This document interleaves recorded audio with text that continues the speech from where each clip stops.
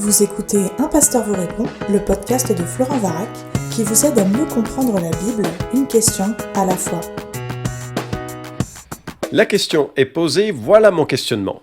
S'il y a une bonne nouvelle, c'est qu'il y a aussi une mauvaise nouvelle. Elle est un peu facile, mais je me pose la question de savoir quelle est la place de l'annonce du jugement dans notre évangélisation. Dernièrement, j'étais frappé de constater que dans plusieurs passages, on voit clairement l'annonce du jugement dans l'évangélisation des apôtres. Par exemple, Paul à Athènes termine son discours ainsi. « Car il a fixé un jour où il jugera le monde entier en toute justice par un homme qu'il a désigné pour cela, ce dont il a donné à tous une preuve certaine en le ressuscitant d'entre les morts. » Acte 17-31. D'ailleurs, dans l'Ancien Testament, les prophètes, pour appeler le peuple à revenir dans le droit chemin, annonçaient aussi le jugement de Dieu. Et pour ma part, je me trouve assez mal équipé et affermi pour parler de ce jugement, cette mauvaise nouvelle qui permet ensuite, par contraste, d'amener la bonne nouvelle de Jésus et qui sublime le message de la grâce. Donc, concrètement, voici mes questions.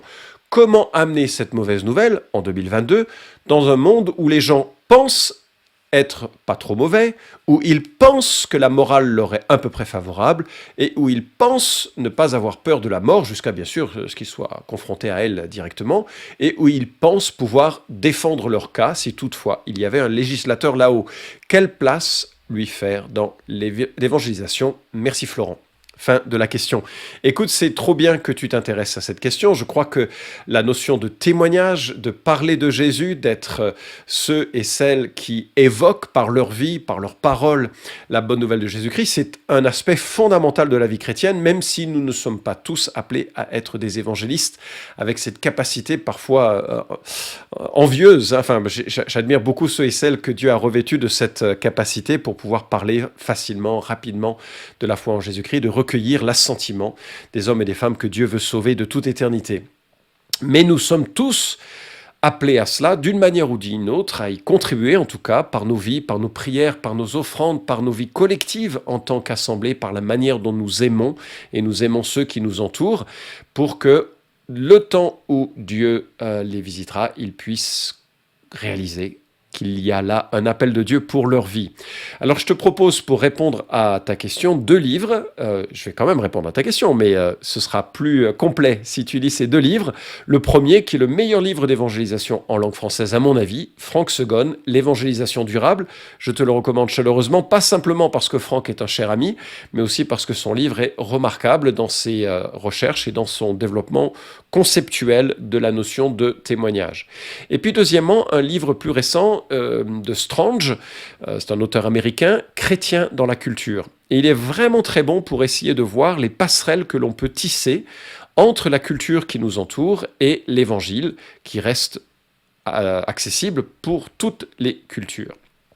En tout cas, bien sûr, l'évangile est une bonne nouvelle. Alors, on ne va pas prendre le temps de détailler ce qu'est cette bonne nouvelle. Il y a une notion de message officiel qui est annoncé, proclamé. On voit l'apôtre Pierre et l'apôtre Paul en parler en ces termes.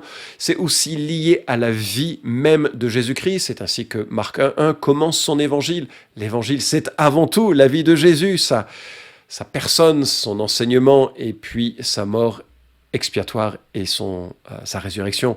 C'est tout cela. C'est aussi un message par lequel on est affermi, en sorte que c'est pas simplement la porte d'entrée au ciel, mais c'est la bonne nouvelle qui nous soutient jour après jour, nous qui sommes assez misérables dans notre pauvreté spirituelle. Et puis, quelque part, donc, l'évangile, c'est quand même le message transverse de l'ensemble de l'Écriture. C'est l'histoire de la rédemption, c'est l'histoire de l'espérance qui nous vient de Jésus-Christ. Et donc, il ne faut pas louper cette notion de l'évangile. En un mot narratif, je dirais que l'évangile, c'est Dieu le Fils qui devient homme, à la fois pour nous révéler le Père, mais aussi pour nous représenter en tant qu'homme, homme parfait devant le Père, et pour mourir en sacrifice à notre place, pour payer le jugement que méritent nos péchés, mais qui ressuscite pour nous ressusciter un jour à son image et nous placer à jamais dans une communion avec lui, avec l'Esprit, avec le Père. Dieu nous demande de nous repentir de nos péchés dans une pleine confiance en lui seul pour le salut autant que pour l'obéissance. Voilà comment je définirais cette bonne nouvelle. C'est un peu long, c'est narratif, c'est lié à la manière dont Jésus s'intègre à la vie humaine pour nous sauver. Alors effectivement, tu as raison de l'observer, si c'est une bonne nouvelle, c'est en contraste avec une autre nouvelle qui, celle-ci, est mauvaise. Et on l'a tous vécu plus ou moins intuitivement.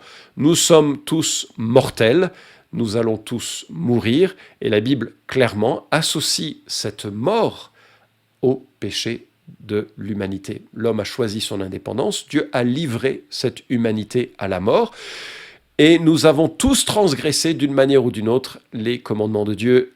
Salomon dit en Ecclésiaste 7,20 « Certes, il n'y a sur la terre pas d'homme juste qui fasse le bien et qui ne pêche pas. Le roi David se lamente, je suis né dans la faute, ma mère m'a conçu dans le péché. » Paul le dit ainsi, il n'y a pas de distinction. Tous ont péché et sont privés de la gloire de Dieu. L'apôtre Jean dit la même chose. Si nous disons que nous n'avons pas péché, nous faisons Dieu menteur. Sa parole n'est pas en nous. Bref, je pourrais utiliser des tas d'autres versets. Bien sûr, comme tu le dis, les gens sont de moins en moins conscients de cette réalité. On verra dans un instant comment peut-être l'évoquer. Nous sommes pécheurs et à cause de ça, nous sommes mortels.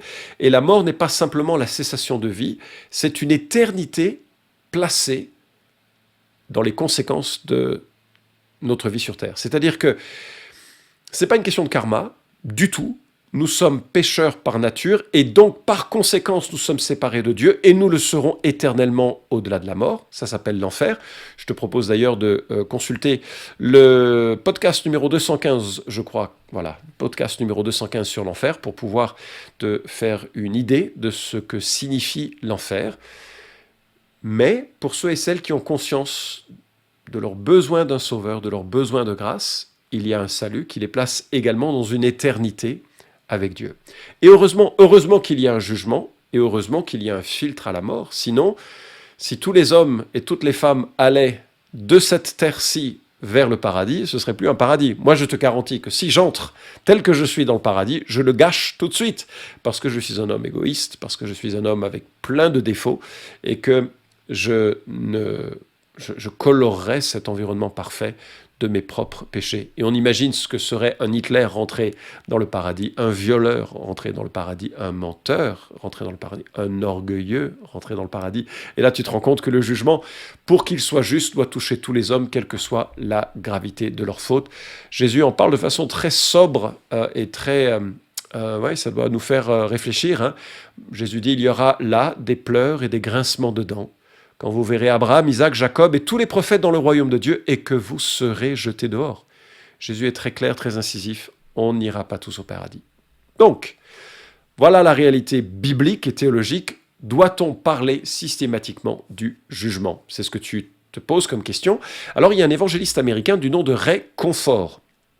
Il est très actif sur YouTube, il est bien sûr en langue anglaise, et lui, sa méthode est très simple. Il utilise systématiquement les 10 commandements dans toutes ses rencontres d'évangélisation, et il utilise les 10 commandements pour asséner la notion de culpabilité, pour que ceux et celles qui seraient sensibles à cette notion puissent ensuite venir à la grâce qui est offerte en Jésus-Christ.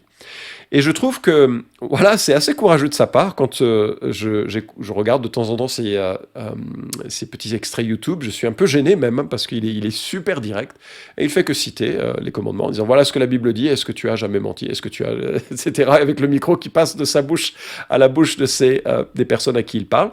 Et certaines personnes sont très touchées par ce qu'il dit, d'autres sont très offensées par ce qu'il dit.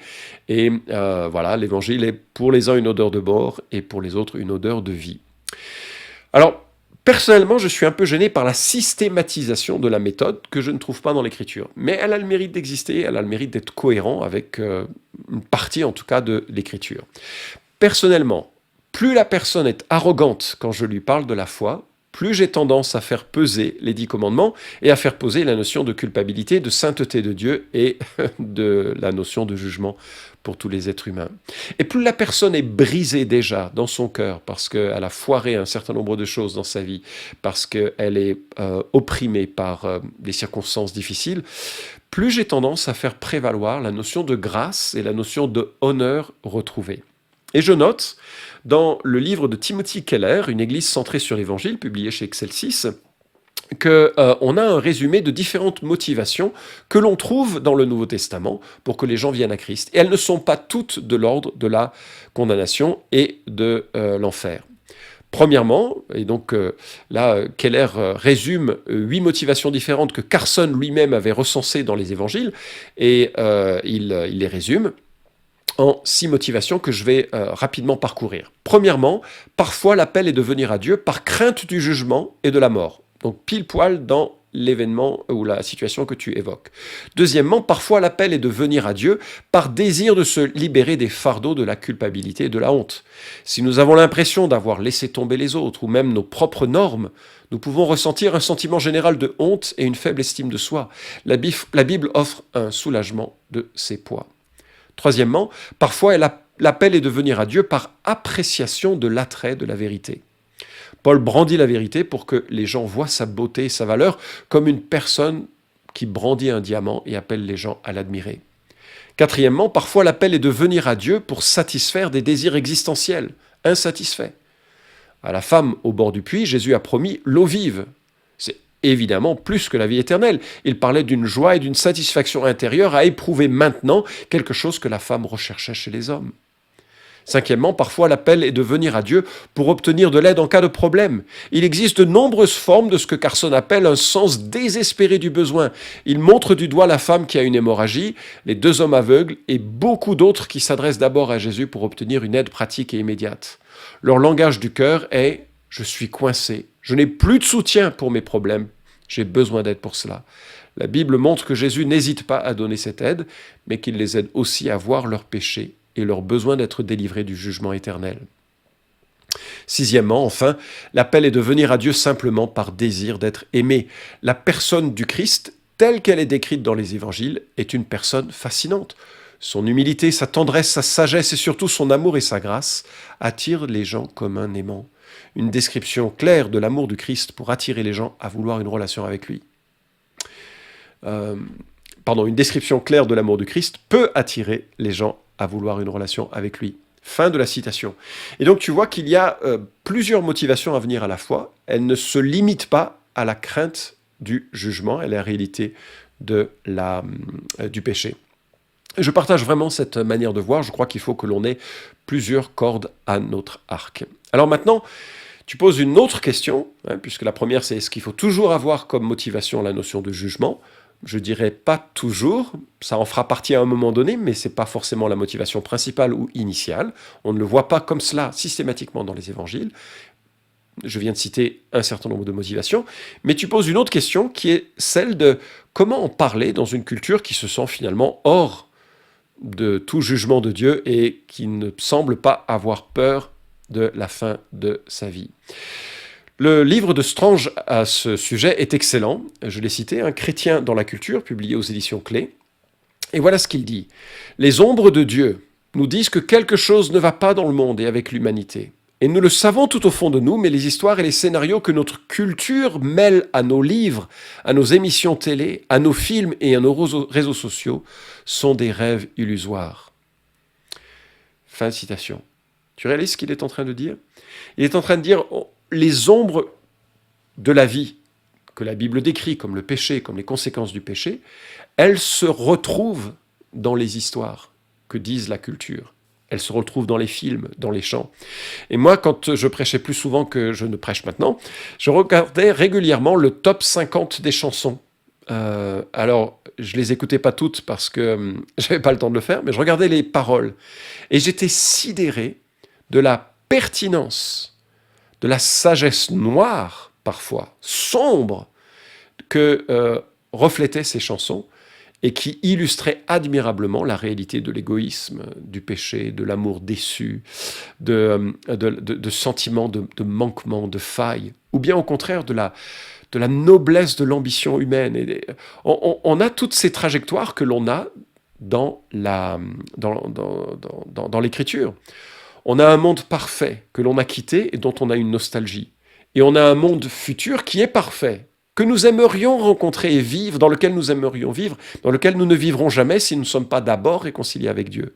Mais il y a des échos de cette réalité théologique dans notre culture. On a une nostalgie pour un monde parfait que l'on a laissé, et on a une aspiration pour un monde parfait que l'on sent devrait nous attendre. Ça, c'est l'Évangile. Et au milieu de cette ce passé paradisiaque, ce futur paradisiaque, il y a un drame où les histoires ne vont pas bien.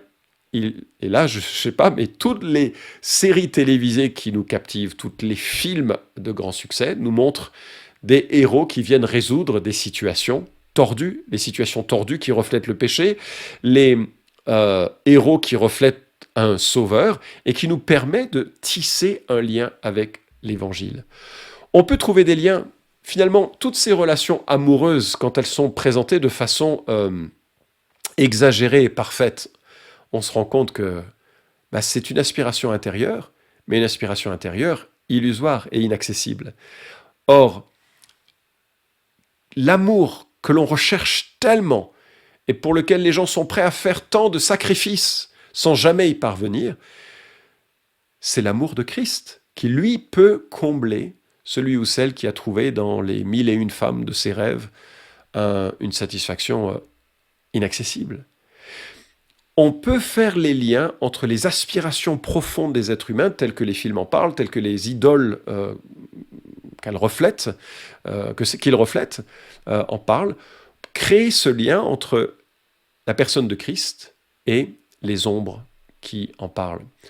Il y a toujours un méchant qui brise l'harmonie, il y a toujours des zombies, une magie, des rituels de protection ou de guérison.